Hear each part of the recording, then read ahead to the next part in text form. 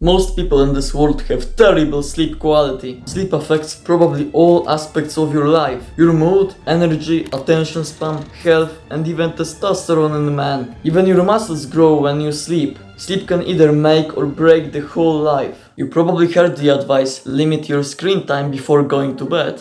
Or don't drink coffee 10 hours before sleep. These things definitely help, but the things I'm about to tell you in this video will take your sleep to another level. I had bad sleep periods in my life myself. I would not be able to fall asleep for hours, and if I did fall asleep, I would wake up during the night. A couple times. I implemented these tips and my sleep just got better. I'm falling asleep faster, waking up less during the night. I sometimes still do, but it's definitely less than before. And I also feel more rested in the morning. I believe these tactics will help you to improve your sleep quality too, if you apply them to your life. Listen closely. Don't use bed for anything other than sleep. Ask yourself, do you sit or lay in your bed during the day when you are awake? Most people do, and this may be the reason for their poor sleep. Our brain likes to associate things with other things, and your brain subconsciously thinks that bed is for sleeping.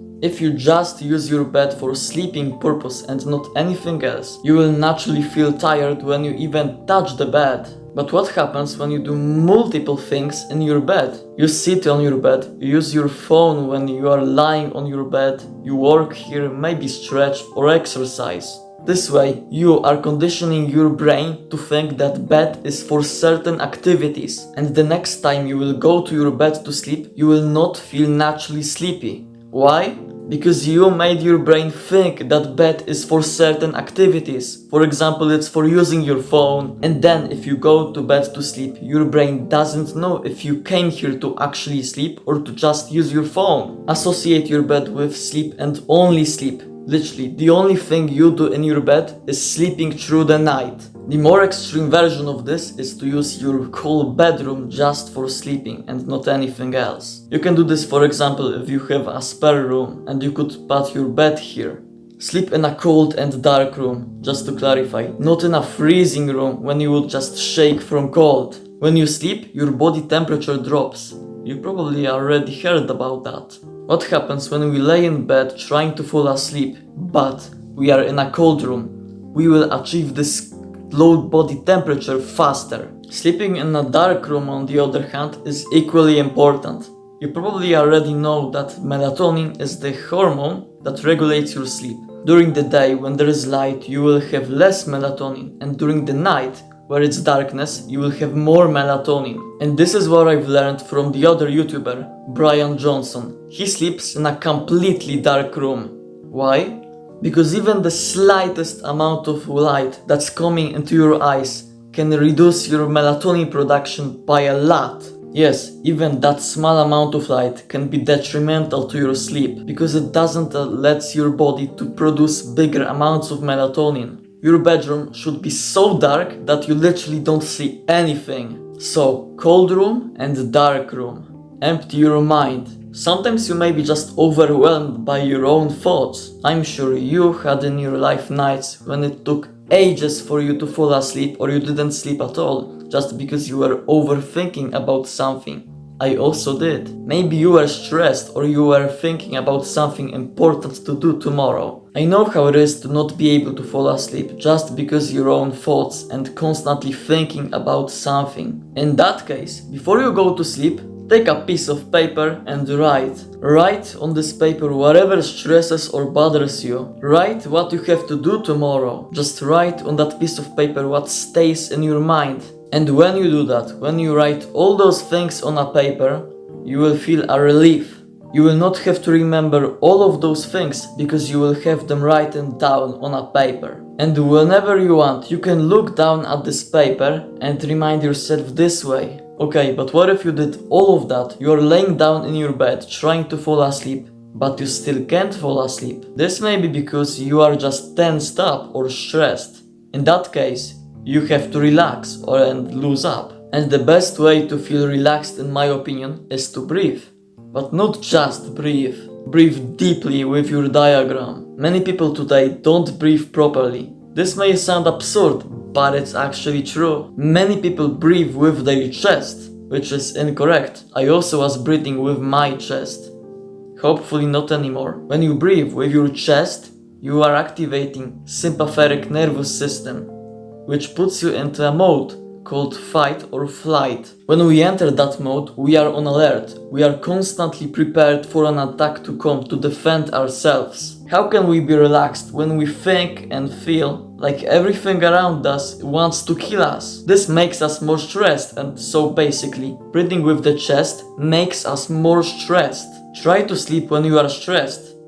It's going to be hard and your sleep quality will also be bad. So what we have to do is to relax, and this is exactly what diagrammatic breathing does. Breathing with our diaphragm, with our belly, activates parasympathetic nervous system, also called rest and digest. In this mode, as the name says, we regenerate and recover, so we aren't as stressed. So when you are laying down in your bed, breathe in with your diaphragm, which is in other words the belly. When you are breathing with your diaphragm, your belly moves out and your chest stays in the same position, or just moves by a little bit at the end, just slightly at the end. This is wrong.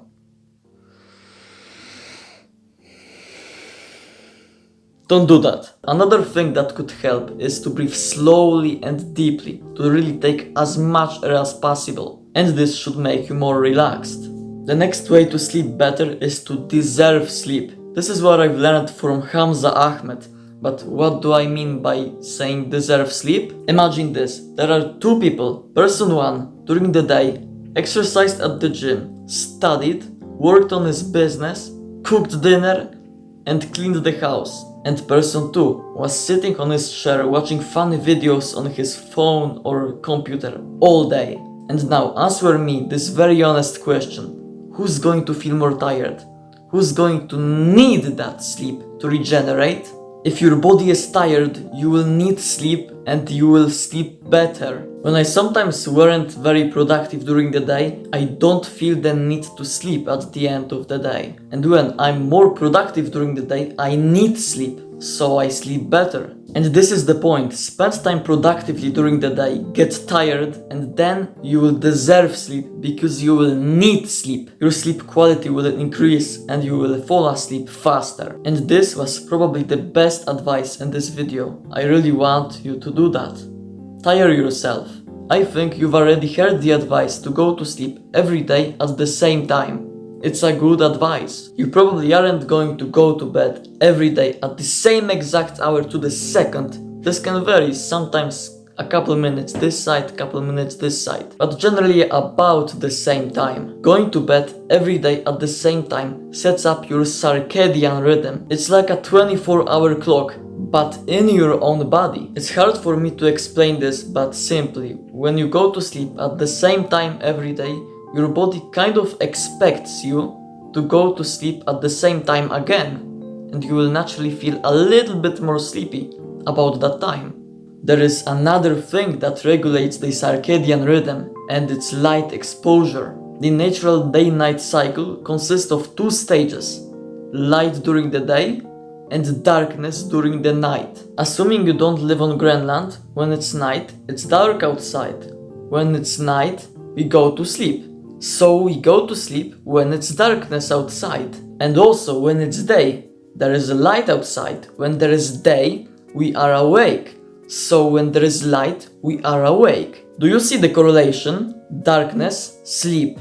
Light, being awake. Whenever there is light or darkness outside, it tells the eyes and then the brain, what time is it? Is it day or is it night? When you expose your eyes to light, your brain thinks it's the day, so it should be awake now. And also, when you expose your eyes to darkness, our brain will think it's the night and it should sleep now. It basically all comes down to exposing your eyes to light or darkness to tell the brain it's day or night. So spend more of your time outside to tell the brain it's day or night. If you play video games and you have bad sleep quality, this may be the reason. To be honest, I still sometimes play video games as for the day I'm recording this video. It's a bad habit, I'm kind of a loser for this. You shouldn't play video games. I play less than 5 years ago because I have less time. Maybe you too, but from my experience, I had periods in my life when I wasn't playing video games for like 1 week or 2 weeks and my sleep improved. Especially, I was falling asleep faster. The last advice I've prepared for you is to drink kefir, especially before bed or with your last meal. I drink kefir myself very often, basically almost every day. This food just improves, this drink actually just improves our sleep quality. Kefir has vitamin B1, which basically improves our sleep by itself, and it also relaxes us. Kefir has calcium, which helps our bodies to produce melatonin, and it also relaxes us. Tryptophan, which makes us more sleepy. Serotonin, which increases our mood, and also good bacteria, which improve our gut health, and your gut affects your sleep. If you are buying kefir in the shop, make sure it's actually kefir and not some kind of sugar. But it would be definitely the best idea if you would make your own kefir at home with good quality milk and kefir grains. I myself sadly never did my own kefir, but I watched a bunch of videos on YouTube telling how great it is, and I'm really looking forward to it. I really hope this video helps you. Goodbye, friend.